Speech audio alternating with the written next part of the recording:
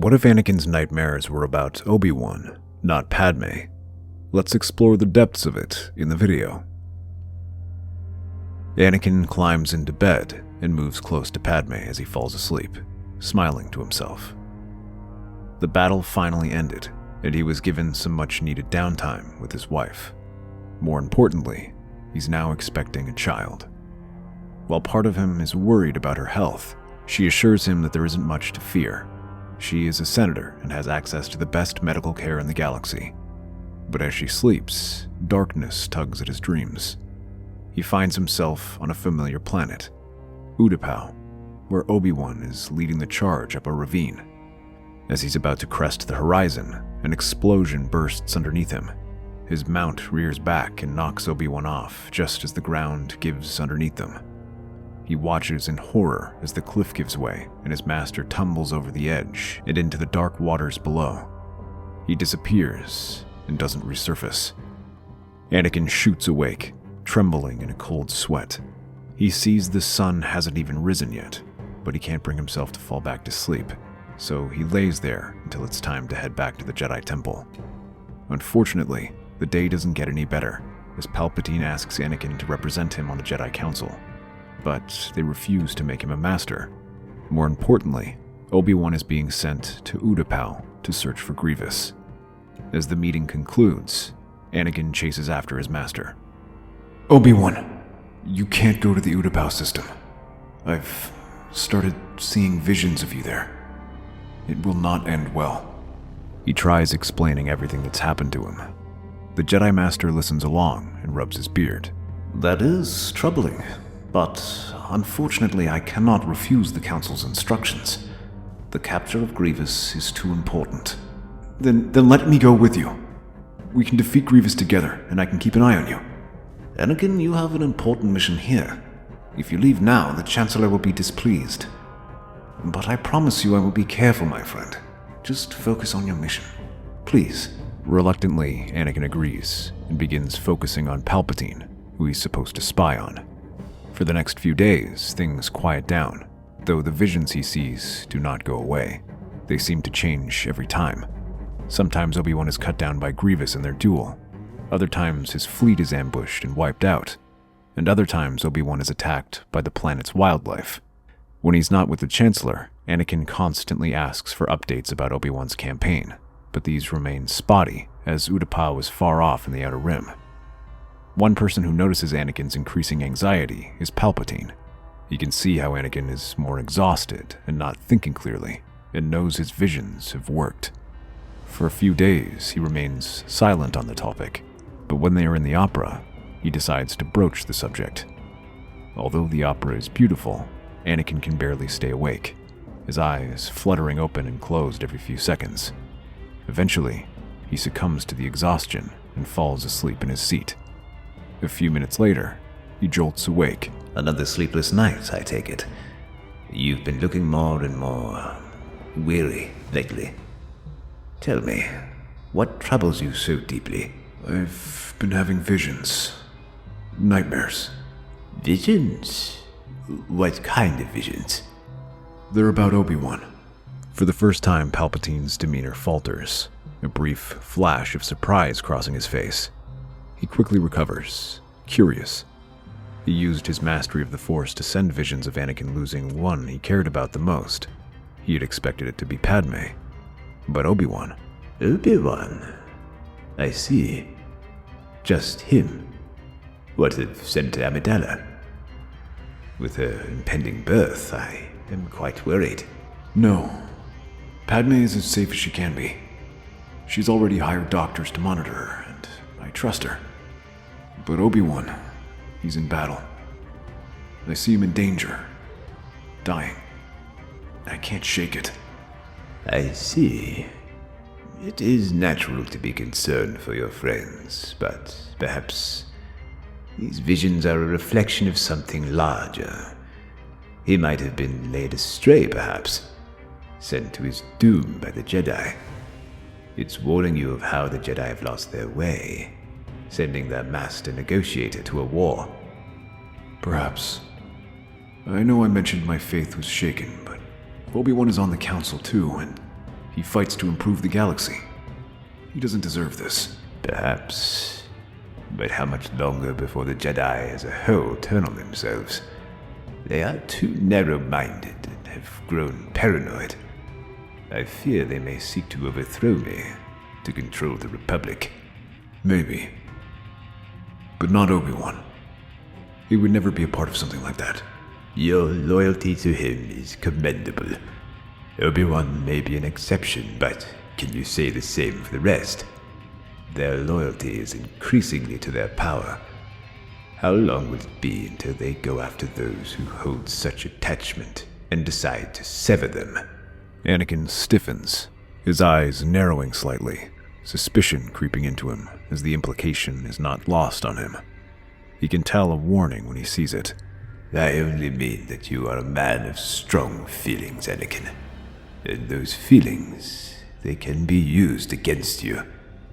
I know the burden you carry. The two continue to watch the opera, with Palpatine broaching the topic once more to bring up the story of Darth Plagueis. But by now Anakin's suspicions are raised.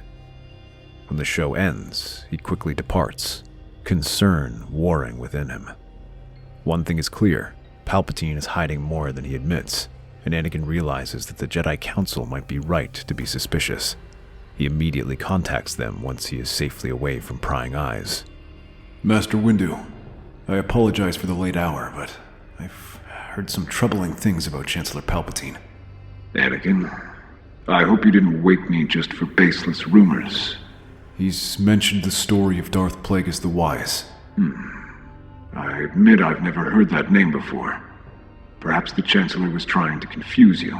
Perhaps, but unless he's an amazing storyteller, it feels unlikely.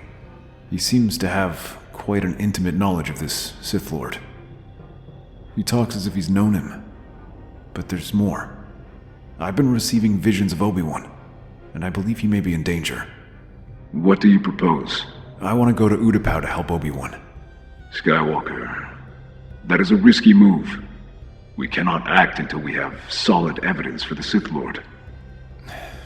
I understand. When he goes to bed, the visions change. From Obi-Wan, the visions Anakin sees are of Padme dying in the birthing bed. Palpatine has adjusted the visions to get him to forget about Obi-Wan, although by now he's suspicious of Palpatine's intentions and involvement in these nightmares. Those thoughts did not make them any less terrifying. They become more relentless, coming to him even when he meditates or in training, driving him to exhaustion. Palpatine continues to play the part of the considerate friend, as if even the events in the Opera House didn't happen. He hopes that by that point he can run Anakin to exhaustion until he isn't thinking clearly, and he might be more susceptible to his influence. All the while, he continues to feed Anakin information about the Jedi's corruption and hints at the power that it can reverse death. After another week of this treatment, it seems to be working as Anakin grows more desperate and the Chancellor takes the time to pounce. Anakin, I'm worried about you. These nightmares are affecting you deeply. You look like a husk of your former self. Apologies, Chancellor. But things have changed. They're everywhere now. Not just when I sleep. I understand. And perhaps there is a way I can help. To stop even death from coming to your friends. That story I told you isn't just some fable. Powers like that are within your grasp if you are willing to take them. Anakin freezes and stares at the Chancellor. His heart thumps into his chest as he stares at Palpatine and begins to realize what he's suggesting now. And where can I find such power? As I told you, his apprentice killed him in his sleep. But his apprentice still lives. You're a Sith Lord. Don't let the Jedi's dogma fool you. There is more than one way to learn the Force. To understand the Force in its entirety requires study beyond the Jedi's narrow point of view. Anakin doesn't answer. He is completely silent as he stares at Palpatine. His fingers twitch towards his lightsaber, and he feels his thoughts warring in his head. But then he forces a smile. Anything? To save from death? achieve immortality? To make dreams come true? And to prevent your visions. That is all Anakin needs. He excuses himself to think the offer over and immediately heads to the Jedi Temple. He informs Mace Windu of what happened, and this is all the evidence the Jedi needs to act. Mace decides to lead a strike team to confront the Chancellor. Master, before you go, about my vision. You have done what is asked of you, Skywalker. Now go save your friend. Anakin wastes no time, hops onto his starfighter and hurries off. As he heads to Utapao, he tries to rest as much as he can, but can't shake off the thoughts running through his head. He wonders whether he's too late, and wonders if any of his visions have come true. Even without Palpatine's influence, the nightmares persist until he arrives in the system. The battle is still raging, and Anakin learns from some clone officers that Obi Wan has engaged General Grievous. The tension in his heart grows as he pictures Obi Wan slain by that cyborg monster. He accelerates his starfighter and flies down onto the planet's surface. Using Obi Wan's last known coordinates, he tracks him down to a part of the city. There he glimpses the sight of Grievous's speeder closely pursued by Obi Wan. By the time he finds the landing zone, Anakin's heart is beating in his chest as he draws his lightsaber and hurries to join the battle. But he freezes as he sees Obi Wan standing over the smoldering corpse of the cyborg general. He has a blaster in his hand that he disdainfully tosses aside. So uncivilized. He pauses, though, as he sees Anakin standing there. Obi Wan. Anakin? What are you doing here? You're supposed to be on Coruscant. I saw you in danger in my visions. I thought General Grievous was going to kill you. Obi-Wan's eyes widen slightly in surprise, but he quickly regains his calm demeanor, placing a reassuring hand on Anakin's shoulder. I admit I'm touched by your concern, but please, give your master some credit. As you can see, the matter is settled. Grievous is no longer a threat. Your visions are powerful, but the future is always in motion.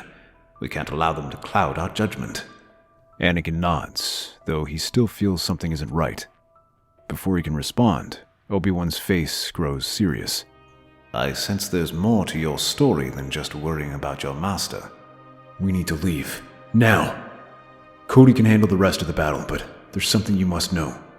The Chancellor is a Sith Lord. He confessed to me that he was the Sith Lord. He wished for me to join him. Master Windu went there to arrest him. Hopefully he's arrested him by now. He could use all the help he could get.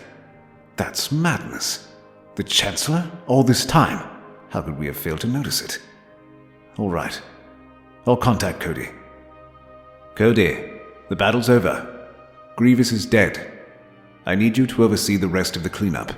Anakin and I are leaving immediately. Understood, General Kenobi. Shuttle is ready to depart. You can go with them. They head to the designated landing pad where a shuttle is being prepped. The landing crew quickly clears out to let them pass. Their eyes are fixed on them, but they say nothing. Anakin glances at them in confusion, but doesn't think too much about it. He focuses on powering the shuttle up. As Obi-Wan prepares to step inside, they hear the sounds of boots stomping behind them. A large force of clones suddenly appears in the doorway and approaches with their blasters ready. Before Obi-Wan can respond, the clones raise their weapons and open fire. The Jedi Master reacts quickly, activating his lightsaber and blocking their attacks. He deflects the blaster fire back at them. What is the meaning of this? The clones don't respond, but continue to pour fire as they advance. While a few clones go down, they barely react, advancing with machine-like movements similar to the battle droids. Just as Obi-Wan begins to step back, Anakin finally activates the ship, and Obi-Wan leaps inside just as the doors close. He hurries to the co-pilot's seat and watches as several fighters approach them. Anakin takes evasive maneuvers. What just happened? Why did the clones attack us? I don't know. Did the Chancellor mention anything about this? No, but... Wait, Fives. He mentioned something about inhibitor chips in the clones. The ones he discovered before he died. Yes, I remember. But that was dismissed by the Council. We didn't have enough proof. Well, we might have our proof now. But if they were activated, then that means Palpatine wasn't arrested. We have to go back. No, Anakin. If Palpatine is controlling the clones, it's too risky to return to Coruscant. We wouldn't get close enough before they surrounded us.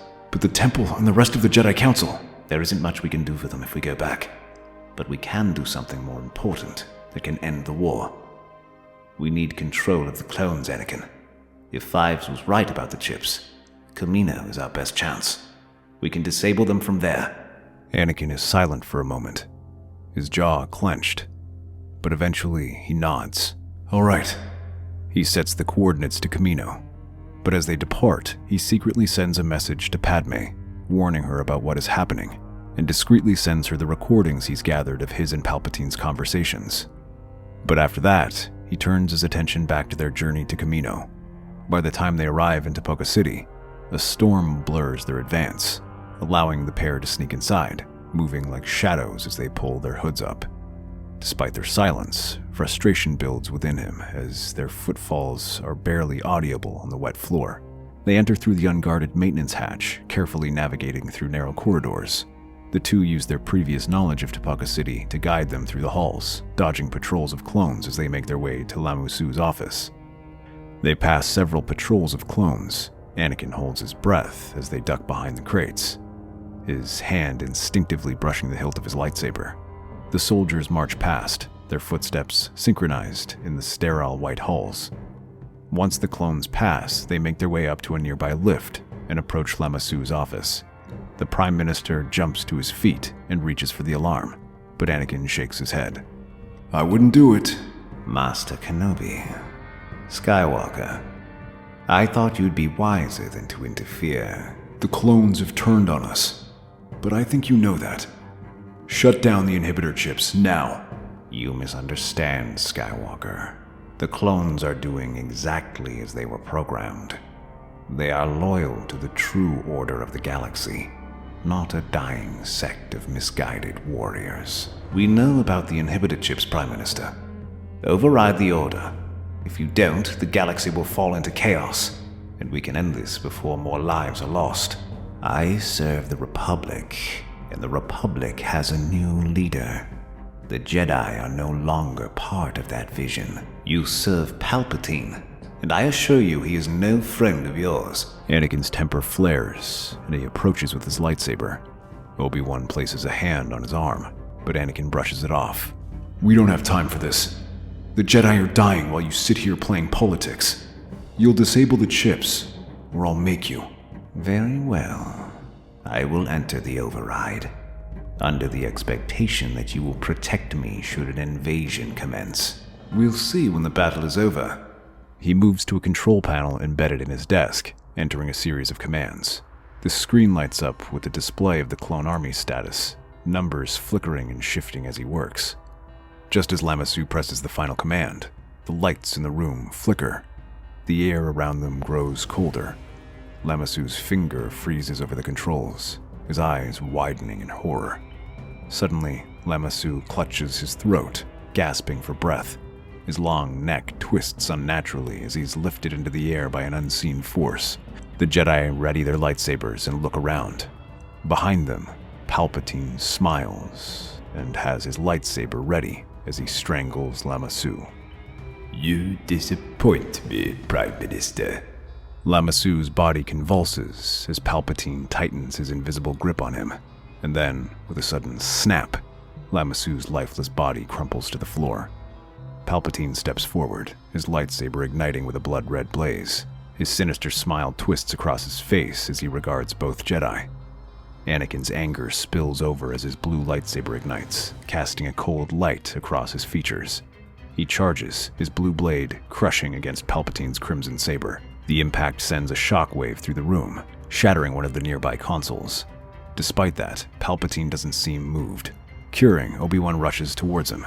Palpatine moves with the grace of a viper, sliding past Anakin and meeting the older Jedi's attacks. Their lightsabers flash and Obi Wan tries to press the attack.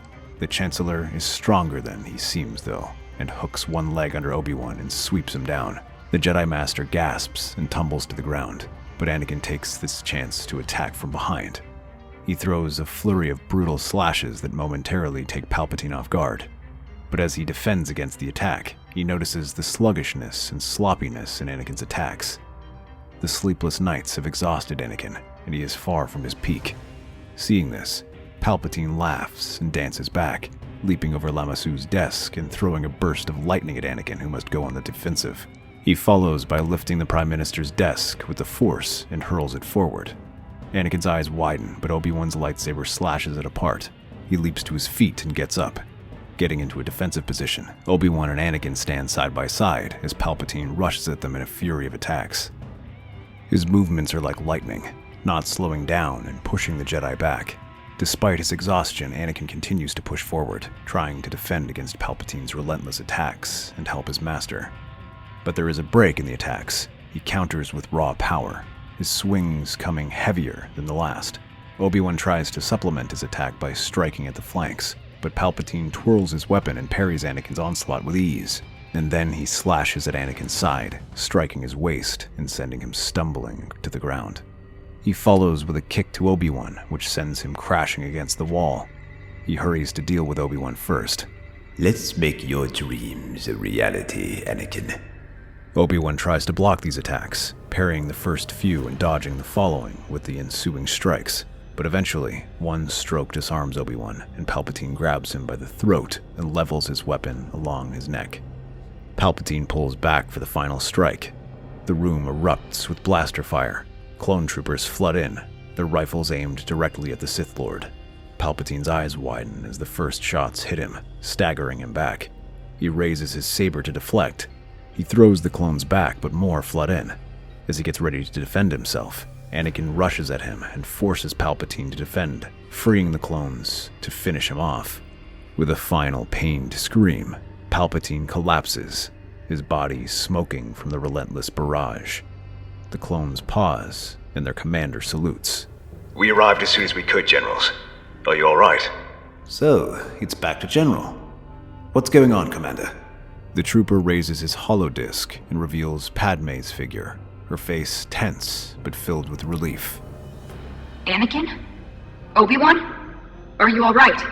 Padme, what happened? I got the evidence you sent me, and I showed it to the Senate. They agreed the Chancellor was dangerous and marked him an outlaw. They ordered the clones to remove him. With the Chancellor's actions revealed, including the murder of Mace Windu, the Senate begins a purge against Palpatine's supporters. Those who supported Order 66 were punished and removed from their positions, while the clones had their inhibitor chips removed entirely. Some would retire out of shame, while others continued to lead the clone army as it rebuilt the galaxy led by Anakin. Meanwhile, many surviving Jedi are allowed back to the Order, but most prefer to remain in far reaches of the Outer Rim. Yoda would continue his studies with Qui-Gon and would eventually start his own Jedi school where the survivors would gather, including Obi-Wan. Many of those in the field were unfortunately killed, but those in the Jedi Temple or isolated missions were fortunate to survive. The chaos on Coruscant shook them up, and they went their separate ways, trying to help in their sectors. This creates a new system where the Jedi operate in chapters instead of centralized organization, allowing them to respond to issues of the galaxy. They are coordinated by Anakin, Obi-Wan, and the surviving members of the Jedi Council. That's our theory. The Star Wars universe is a galaxy filled with exciting stories and possibilities, and we love exploring them. If you want to accompany us on this journey to a galaxy far, far away, then please like, share, and subscribe to our channel.